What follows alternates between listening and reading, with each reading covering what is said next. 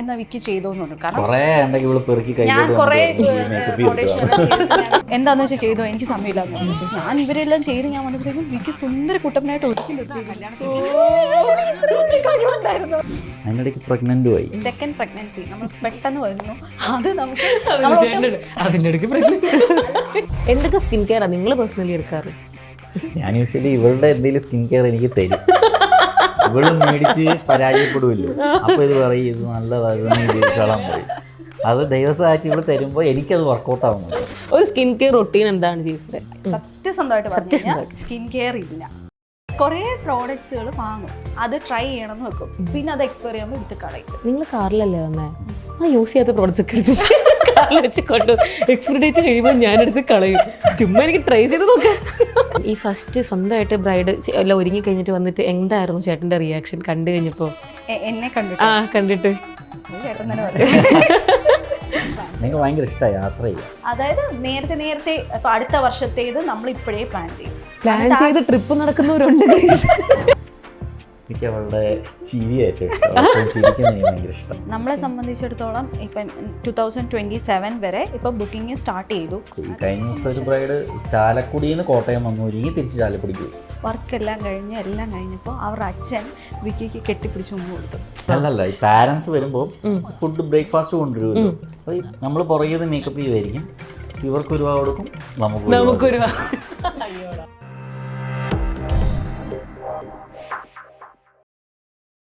Hi hello നമസ്കാരം. ജാങ്കോ സ്പേസിൻ്റെ പുതിയൊരു എപ്പിസോഡിലേക്ക് എല്ലാവർക്കും സ്വാഗതം. ഞാൻ കിങ്ങിണി. അപ്പോൾ ഇന്ന് എൻ്റെ കൂടെ ഗസ്റ്റായിട്ട് വന്നിരിക്കുന്നവരെ എനിക്ക് തോന്നുന്നു ഓൾമോസ്റ്റ് എല്ലാവർക്കും അറിയാമായിരിക്കും. പ്രത്യേകിച്ച് ഒരു കല്യാണത്തോടൊക്കെ അടുത്ത് നിൽക്കുന്ന ഒരു ഏജിലുള്ളവർക്ക്, അല്ലെങ്കിൽ കല്യാണം കഴിക്കാൻ പ്രായമായി, ഇല്ലെങ്കിൽ കല്യാണം കുറേ സ്വപ്നം കാണുന്ന ആൾക്കാർക്കൊക്കെ എന്തായാലും അറിയാൻ പറ്റും. ബിക്കോസ് നമ്മളൊരു മാരേജ് ലൈഫിനെ പറ്റിയൊക്കെ ചിന്തിക്കുന്ന സമയത്ത് നമ്മുടെ വെഡ്ഡിങ് ഡേയിൽ ആദ്യം ചിന്തിക്കുന്ന ഒരു കാര്യമാണ് നല്ലൊരു മേക്കപ്പ് ആർട്ടിസ്റ്റ് വേണം എന്നുള്ളത്. പിന്നെ നമ്മൾ ആലോചിക്കും നല്ല ജ്വല്ലറീസ് വേണം, നല്ല കോസ്റ്റ്യൂം വേണം. അപ്പോൾ ഇതിനകത്തൊക്കെ മൊത്തത്തിൽ ബന്ധപ്പെട്ട് നിൽക്കുന്ന രണ്ട് പേരെയാണ് ഞാനിന്നിവിടെ വിളിച്ചിരിക്കുന്നത്. എനിക്ക് തോന്നുന്നു നമ്മുടെയൊക്കെ ബക്കറ്റ് ലിസ്റ്റിൽ മിക്കവാറും ഇവരൊരു വീഡിയോ ഉണ്ടാവും, അല്ലെങ്കിൽ ഇൻസ്റ്റാ സേവ്ഡിൽ എന്തായാലും ഇവരൊരു വീഡിയോ ഉണ്ടാവും. ഈവൻ എൻ്റെയും ഉണ്ട്. അപ്പോൾ ഞാൻ ഒരുപാട് സ്നേഹത്തോടെ ഞാൻ സ്വാഗതം ചെയ്യട്ടെ നമ്മുടെ Janvi makeover. Welcome to the show. അപ്പം അനു ആൻഡ് വിഘ്നേഷ്, അതാണ് പേര്. അപ്പോൾ നമ്മൾ ജാൻവി എന്ന് ഇനി പറയണ്ടല്ലോ. ശരിക്കും ആ പേരിലേക്ക് എങ്ങനെയാണ് വന്നത്? ജാൻവിയിലേക്ക് എങ്ങനെയാണ് വന്നത്? അത് ഞങ്ങളുടെ രണ്ടുപേരുടെയും പേരിൻ്റെ കോമ്പിനേഷനാണ്. ആക്ച്വലി ഞങ്ങൾക്ക് എന്ത് പേരിടണമെന്നായിരുന്നു, അത് ഫീൽഡ് വന്നപ്പോഴത്തേക്ക് ഏത് പേരിടണം നമുക്ക് ജാൻവി എന്നുള്ള പേരിലെത്തിയത് ഞങ്ങളുടെ രണ്ടുപേരും പേരിൻ്റെ കോമ്പിനേഷനായിട്ടാണ്. അപ്പോൾ വിഘ്നേഷിൻ്റെ VI, അനുവിൻ്റെ ANVAI, ജെ എന്നുള്ളത് എൻ്റെ സർനെയിമേ എന്നുള്ളത്. വിഘ്നേഷ് ജെ എന്നാണ് എൻ്റെ ഫുൾ നെയിം. അതെടുത്തപ്പോൾ ജാൻവി എന്നായി. പിന്നെ ഫണ്ണായിട്ട് വേണം പറയാം, ഞങ്ങൾക്ക് മോഡൽ ഉണ്ടാവുകയാണെങ്കിൽ ജാൻവി എന്നിടാന്ന് വിചാരിച്ചു. അൺഫോർച്ചുനേറ്റ്ലി രണ്ടും ബോയ്സ് ആണ്. പിന്നെ നമുക്കൊരു മോളുണ്ടായാൽ വേണമെങ്കിൽ ജാൻവി ഇടാം. ഞാനും അങ്ങനെ വിചാരിച്ചേ, ലൈക്ക് അനുവിൻ്റെ പേര് ജാൻവി എന്നായിരിക്കും, ഇപ്പം അല്ലാന്ന് പറയുമ്പോൾ വെച്ച് കുഞ്ഞിൻ്റെ പേരായിരിക്കും. അപ്പോൾ ഇതാണ് അതിൻ്റെ ഒരു ഫാക്ടർ. കൊള്ളാം. എല്ലാവരും ഇപ്പോൾ ഇവിടെ വിളിക്കുന്നത് ജാൻവി തന്നെയാണ്. അങ്ങനെയാണ് വിളിക്കുന്നത്. വീട്ടിലൊക്കെ ചെല്ലുമ്പോൾ അമ്മമാര് ജാൻവി എന്ന് വിളിക്കുന്നത്. ഓക്കെ, ഇപ്പൊ ഞാൻ അതുമായിട്ട് യൂസ്ഡ് ആയി. ശരിക്കും ഏത് പേര് അനുവിന് ഇഷ്ടം? അനുവാണോ ജാൻവിയാണോ? ജാൻവി എനിക്ക് ഇഷ്ടമാണ്. അപ്പോൾ കുഴപ്പമില്ല. അപ്പോൾ ഞാൻ ആദ്യം പറഞ്ഞൊരു കാര്യമാണ്, ഈ പറഞ്ഞ എല്ലാ ബ്രൈഡ്സിൻ്റെയും ബക്കറ്റ് ലിസ്റ്റിലോ അല്ലെങ്കിൽ ഇൻസ്റ്റാഗ്രാം സേവ്ഡിലൊക്കെ എന്തായാലും നിങ്ങളുടെ ഒരു വീഡിയോ കാണുന്നുള്ളത്. ഈ ഒരു റേഞ്ചിലേക്ക് വളർന്നു വരുന്നത് ഒരു ചെറിയ ജേർണി ആയിരിക്കത്തില്ലല്ലോ, ഫ്രം ദ സ്റ്റാർട്ടിങ് ഇവിടം വരെ എത്താന്നുള്ളത്. അപ്പോൾ നമുക്ക് അവിടെ തൊട്ടേ സ്റ്റാർട്ട് ചെയ്യാം. എങ്ങനെയാണ് ഇത് തുടങ്ങിയത് നിങ്ങൾ രണ്ടുപേരും? അത് തുടക്കം ഞങ്ങളുടെ കല്യാണം, ഞങ്ങൾ ഒന്നിച്ച് ആ കല്യാണത്തിൻ്റെ രീതിയിൽ തന്നെ നമ്മൾ തുടങ്ങിയത്. ആക്ച്വലി ഞാനൊരു ഫാർമയിലായിരുന്നു, മെഡിക്കൽ റെപ്രസെൻറ്റേറ്റീവ് ആയിരുന്നു വർക്ക് ചെയ്തത്. അപ്പോൾ പുള്ളിക്കാരി CA ആയിരുന്നു പഠിച്ചുകൊണ്ടിരുന്നത്. പക്ഷേ പുള്ളിക്കാരിക്ക് കുഞ്ഞിലെ തൊട്ട് മേക്കപ്പ് ഭയങ്കര ഇഷ്ടമാണ്. അപ്പം എന്തുകൊണ്ടേലും ഞങ്ങൾ ലവ് മാരേജാണ്, എന്തുകൊണ്ടേലും ആദ്യം എന്നോടൊന്ന് പറയും. ഇപ്പോൾ നമ്മുടെ ഫാമിലി എന്ന് പറഞ്ഞാൽ ഇച്ചിരി ഓർത്തഡോക്സ് ഫാമിലിയാണ്. അപ്പം ഈ മേക്കപ്പിലോട്ട് പോകണമെന്ന് പറഞ്ഞാൽ ഇവിടെ എന്താണെന്ന് വിടത്തില്ല പാരൻസ്. അപ്പം എന്ത് ചെയ്യുന്നു വെച്ചാൽ സ്വന്തമായിട്ട് കല്യാണത്തിൽ എന്നാൽ മേക്കപ്പ് ചെയ്ത് തുടങ്ങാം, ഫസ്റ്റായിട്ട് മേക്കപ്പ് ചെയ്യാം എന്ന് പറഞ്ഞിട്ട്. ആ സമയത്തൊക്കെ ഈ മേക്കപ്പ് ആർട്ടിസ്റ്റൊക്കെ ട്രെൻഡായി വരുന്ന സമയമാണ്. അപ്പോൾ നോക്കുമ്പോൾ എല്ലാവരും നമുക്ക് അഫോർഡ് ചെയ്യാൻ പറ്റുന്ന ഒരു റേറ്റ് അല്ല, ഈ ബ്യൂട്ടി പാർലേഴ്സ് ഉണ്ടാവുള്ളൂ കൂടുതലും. അപ്പോൾ മേക്കപ്പ് ആർട്ടിസ്റ്റ് നമുക്ക് അഫോർഡ് ചെയ്യാൻ പറ്റുന്ന ഒരു കാര്യമായിരുന്നില്ല. അപ്പോൾ പുള്ളിക്കാർ പറഞ്ഞു, എന്നാൽ മേക്കപ്പിന് വെച്ച ബഡ്ജറ്റ് എനിക്ക് തന്നാൽ മതി, ഞാൻ പ്രോഡക്ട്സ് മേടിച്ചിട്ട് ഞാൻ സ്വന്തമായിട്ട് മേക്കപ്പ് ചെയ്തോളാം എന്ന് പറഞ്ഞു. അപ്പോൾ പാരൻസ് ഓക്കെ പറഞ്ഞു. അപ്പൊ അവരെ സംബന്ധിച്ച് ലാഭമാണല്ലോ, അതെ, ചെറിയൊരു എമൗണ്ട് കൊടുത്താൽ മതി, സ്വന്തമായിട്ട് ചെയ്തോളും, പിന്നെ കൊണ്ടുപോകുന്നത് ബുദ്ധിമുട്ടില്ല. ഇവിടെ സജസ്റ്റ് ചെയ്ത ആർട്ടിസ്റ്റ് ഒക്കെ എബവ് 1 lakh ആണ്. ഓ ഓക്കെ. നമുക്ക് എന്താണെന്ന് വെച്ചാൽ കുഞ്ഞിലോട്ട് മേക്കപ്പ് എന്ന് പറയുന്ന ഒരു പ്രത്യേക ഇഷ്ടമാണ്. എന്ന് വെച്ചാൽ അത് പെമ്പിള്ളേർക്ക് എല്ലാവർക്കും അങ്ങനെ ആയിരിക്കും. എന്നാലും എൻ്റെ ചേച്ചിയുടെ കല്യാണ സമയത്ത് ഞാൻ UKG പഠിക്കുക. അപ്പോൾ ആ സമയത്തൊക്കെ ചേച്ചിക്ക് ആദ്യമായിട്ട് ലിപ്സ്റ്റിക്ക് വാങ്ങിച്ചപ്പോൾ അന്ന് പക്ഷേ എനിക്കത് 2000 കാലഘട്ടം. ആ സമയത്തൊക്കെ ലിപ്സ്റ്റിക് ഒക്കെ നമ്മൾ അങ്ങനെ ഇപ്പോഴല്ലേ ഇത് കോമൺ ആവുന്നത്. അപ്പോൾ അന്ന് അത് എനിക്ക് ഭയങ്കര ഇതായിരുന്നു, എനിക്ക് ഇടണം എന്ന് പറഞ്ഞ് ഇപ്പോഴും ആ ഫോട്ടോ ഒക്കെ ഉണ്ട്. അപ്പോൾ ആ മേക്കപ്പിനോടുള്ള ഒരു ഇഷ്ടം ഉണ്ടായിരുന്നു. അപ്പോൾ അതിനുശേഷം കല്യാണം വന്നപ്പം ഓട്ടോമാറ്റിക്കായിട്ട് നമുക്ക് എല്ലാ കുട്ടികളുടെ ആഗ്രഹം എന്താ, കല്യാണത്തിന് അന്ന് ഏറ്റവും ബെസ്റ്റ് ആയിട്ടിരിക്കണം, ഏറ്റവും ഭംഗിയായിട്ടിരിക്കണം. അപ്പൊ അതിനുവേണ്ടി നമ്മൾ ഒത്തിരി സെർച്ച് ചെയ്തപ്പോൾ പലതും നമുക്ക് അഫോർഡ് ചെയ്യാൻ പറ്റുന്നില്ല. പിന്നെ അല്ലാതെ നമുക്ക് അഫോർഡ് ചെയ്യാൻ പറ്റുന്നത് നമുക്കൊരു കോൺഫിഡൻസ് ഇല്ല, എങ്ങനെ ആയി തീരും എന്നുള്ള ഒരു ഉള്ളിൻ്റെ ഉള്ളിലൊരിത്. അപ്പോൾ ഞാൻ പറഞ്ഞു എന്നാൽ പ്രോഡക്റ്റ്സ് വാങ്ങിച്ചു തന്നാൽ ഞാൻ ചെയ്തോളാം എന്ന് പറഞ്ഞ് അങ്ങനെയാണ് അതിന് ഒരു ലിമിറ്റ് വെച്ചു കേട്ടോ. കാരണം അമ്മ എന്ന് പറയുമ്പോൾ ഭയങ്കര ബഡ്ജറ്റായിട്ട് പോകുന്ന ആളാണ്, എല്ലാവരും ഗവൺമെന്റ് ഓഫീഷ്യൽസ് ആണ്. അമ്മയ്ക്ക് എല്ലാത്തിനും ഒരു ചിട്ട അങ്ങനെയൊക്കെ ഉണ്ട്. അപ്പം ആ ബഡ്ജറ്റിനുള്ളിൽ നമ്മൾ പ്രോഡക്ട്സ് പർച്ചേസ് ചെയ്തു. അപ്പൊ വൺസ് ആ കല്യാണത്തിന് ചെയ്ത് കഴിഞ്ഞപ്പോഴത്തേക്കും അന്ന് അത്രയും നാൾക്ക് മുമ്പ് കോണ്ടോറിങ്, ഹൈലൈറ്റിംഗ്, ലാഷസ് എന്നൊക്കെ ഇപ്പൊ ഇത് കോമൺ ആണ്. ഇപ്പോഴും അറിയാത്തവരുണ്ട്. അന്ന് അതൊക്കെ നമ്മൾ ചെയ്തപ്പോൾ എല്ലാവർക്കും ഭയങ്കര ഹൈലൈറ്റ് ഒക്കെ ചെയ്യുമ്പോൾ ഓട്ടോമാറ്റിക്കായിട്ട് ഒരു ഗ്ലോ ഫീൽ ഇല്ലേ, അത് കാണുമ്പോൾ എല്ലാവർക്കും ഭയങ്കര അത്ഭുതം. അപ്പൊ കല്യാണത്തിന് വന്ന് എല്ലാവരും ചോദിച്ചു ആരാ മേക്കപ്പ് ചെയ്തേ, ആരാ ചെയ്തേ, എല്ലാവർക്കും ഇഷ്ടപ്പെട്ടു. അപ്പൊ ഞാനാ ചെയ്തെന്ന് പറഞ്ഞപ്പോൾ പലർക്കും ഭയങ്കര ഇഷ്ടമായി. അങ്ങനെ വിക്കിയുടെ ഫ്രണ്ടിന്റെ കല്യാണം വന്നു. ഞാൻ ഓൾറെഡി 27 ഞങ്ങൾക്ക് കല്യാണം കഴിക്കുന്നത്. പുറകെ എന്റെ ഫ്രണ്ട്സിന്റെ കല്യാണം. അപ്പൊ ജസ്റ്റ് ഒരു സജഷൻ പോലെ എടാ വൈഫിന് ചെയ്യുവോ, വൈഫിനെ കൊണ്ടൊന്ന് ചെയ്യിപ്പിക്കാവോ എന്നൊക്കെ ചോദിച്ചു. അങ്ങനെ ലൈക് ഫ്രണ്ട്സ് ഒക്കെ ചോദിച്ചു ഞങ്ങളെയും കൂടെ ചെയ്തു തരാം. അപ്പൊ എല്ലാം പോയി അനു തന്നെ ചെയ്തു കൊടുത്ത്. അത് നമ്മളൊരു ജോലിയായിട്ടല്ല ചെയ്യുന്നത്, ഇഷ്ടം കൊണ്ട് നമ്മൾ ഇത് ചെയ്ത് കഴിഞ്ഞിട്ട് എല്ലാവരും കൊള്ളാം നന്നായിട്ടുണ്ടെന്ന് പറയുമ്പോൾ മനസ്സിനൊരു സന്തോഷം. അങ്ങനെ ജസ്റ്റ് ചെയ്തു. ഒരു കല്യാണം ചെയ്ത് കഴിയുമ്പോൾ അന്ന് ആരാ അത് ചെയ്തേ, 1-2 പേയ്മെന്റ് ഒന്നും മേടിച്ചില്ല. അങ്ങനെ ചോദിച്ചപ്പോഴും വേണ്ട എന്നുള്ള രീതിയിൽ ചെയ്തു. തിരിച്ചു വന്നു. 1-2 വർക്ക് കഴിഞ്ഞപ്പോഴത്തേക്കും എൻ്റെ ഒരു ക്ലോസ് ഫ്രണ്ട് ഉണ്ടായിരുന്നു, ഞങ്ങൾ ഇപ്പോഴും അവനും മറക്കില്ല. അപ്പോൾ മേക്കപ്പ് കഴിഞ്ഞു, ഒരു 1 വീക്ക് കഴിഞ്ഞപ്പോഴത്തേക്കും അവൻ പറഞ്ഞു എത്രയുടെ പേയ്മെന്റ് എന്ന് ചോദിച്ചു. ഞാൻ പറഞ്ഞു എനിക്കറിയില്ല എന്ന് പറഞ്ഞിട്ട് അതാണ് എൻ്റെ ജീവിതത്തിലെ ഫസ്റ്റ് ആദ്യമായിട്ട് 15,000 എന്തോ അവൻ ഇട്ടു. അതെനിക്ക് ഭയങ്കര സാറ്റിസ്ഫൈ. കാരണം ഞാൻ എങ്ങും ജോലിക്ക് പോയിട്ടില്ല, ഒന്നുമില്ല. അപ്പൊ അങ്ങനെ ഇരുന്നിട്ട് എൻ്റെ ഒരു ഫസ്റ്റ് ഏണിംഗ് അത് എനിക്ക് ഭയങ്കര ഒരു അതും ഇഷ്ടപ്പെട്ട കാര്യം ചെയ്തിട്ട്. പഠിച്ചത് CA ഒക്കെ ആണെങ്കിൽ പോലും മേക്കപ്പ് ചെയ്യാൻ ഇഷ്ടപ്പെട്ട് അത് ചെയ്തിട്ട് അതിനൊരു ഏണിംഗ് കിട്ടുന്ന ഭയങ്കര ഫീൽ ആയിരിക്കും. ഇത് ശരിക്കും എങ്ങനെയാ അപ്പൊ പഠിച്ച്? ഇവര് പ്രൊഫഷണലി പഠിക്കാതെ ആണല്ലോ ഈ സ്വന്തമായിട്ട് ചെയ്തതും അല്ല. അപ്പൊ യൂട്യൂബ് നോക്കിയാണോ എങ്ങനെയാ ഇതൊക്കെ? ആദ്യം കല്യാണത്തിന് ഞാൻ യൂട്യൂബ് നോക്കിയ അന്ന് നമുക്ക് ഇപ്പൊ ഒത്തിരി മലയാളം ഇൻഫ്ലുവൻസേഴ്സ് ഉണ്ട് മേക്കപ്പിനെ കുറിച്ച് പറയുന്നത്, അന്നൊന്നും ഇല്ല. അപ്പൊ നമുക്ക് ഹിന്ദിയിൽ അങ്ങനെ ആ സൈഡിലൊക്കെ ഉള്ളൂ. അപ്പൊ അത് നോക്കിയിട്ട് അവർ ചെയ്യുന്ന കണ്ടിട്ട് പേപ്പർ എടുത്ത് ഓക്കെ അപ്പോഴാണ് സ്വന്തമായിട്ട് പഠിക്കുന്നത്. പ്രൈമർ ഉണ്ട്, കൺസീലർ ഉണ്ട്, ഇങ്ങനെ സ്റ്റെപ്പ് ബൈ സ്റ്റെപ്പ് അതിന്റെ പ്രോഡക്ട്സ്. അപ്പൊ അതെല്ലാം ചെയ്തിട്ട് എന്റെ പർച്ചേസിംഗ് ഒക്കെ ചെന്നൈയിലായിരുന്നു. സോ അവിടെ അതൊന്നും നാട്ടിലും കിട്ടാനില്ല ഇതൊന്നും. അതാ ഞാൻ അടുത്ത ചോദിക്കാൻ വന്നത്. ആ ടൈമിൽ ഇതൊക്കെ ഹൈലൈറ്ററീസ് ആണെങ്കിൽ ഇവിടെ കിട്ടത്തില്ല. അപ്പൊ നമ്മൾ ചെന്നൈയിട്ട് പർച്ചേസിന് പോയപ്പോൾ അങ്ങനെ വാങ്ങിച്ചുകൊണ്ട് വരുമായിരുന്നു ചെയ്തത്. അപ്പൊ അങ്ങനെയാണ് ഈ ഫീൽഡിലോട്ട് വരുന്നത്. പിന്നെ ഒരു വർക്ക് ഉണ്ട്, ഇഷ്ടപ്പെട്ട് അടുത്ത വർക്ക്. അങ്ങനെ ഈ ഫസ്റ്റ് സ്വന്തമായിട്ട് ബ്രൈഡ് എല്ലാം ഒരുങ്ങി കഴിഞ്ഞിട്ട് വന്നിട്ട് എന്തായിരുന്നു ചേട്ടന്റെ റിയാക്ഷൻ കണ്ടു കഴിഞ്ഞപ്പോ? എന്നെ കണ്ടിട്ട് ചേട്ടൻ തന്നെ പറയും. പ്രത്യേകിച്ച് ഇവള് മേക്കപ്പ് ചെയ്യുമെന്ന് എനിക്ക് അറിയാമല്ലോ. പക്ഷെ അന്ന് അവള് ഭയങ്കര ടെൻസ്ഡ് ആയിരുന്നു. ഞാൻ പറഞ്ഞില്ല, ഇവള് ഈ ഉറങ്ങിയിട്ടില്ല. കല്യാണത്തിന് ഒരു 3-4 മാസം മുമ്പോട്ട് ഉറക്കമില്ല. സ്വന്തമായിട്ട് മേക്കപ്പ് ചെയ്യണം, ഡെയിലി ഇങ്ങനെയൊന്ന് വീഡിയോസ് കാണും. അതെന്താന്ന് വെച്ച് കഴിഞ്ഞാൽ നമ്മുടെ ഫംഗ്ഷന് ഒത്തിരി സാരി ചേഞ്ചുകളുണ്ട്. ഞങ്ങളുടെ ഫംഗ്ഷന് നമ്മൾ തമിഴ് അയ്യർ ഫംഗ്ഷനാണ്. അപ്പൊ കുറേ സാരി ചേഞ്ചുകൾ വരും.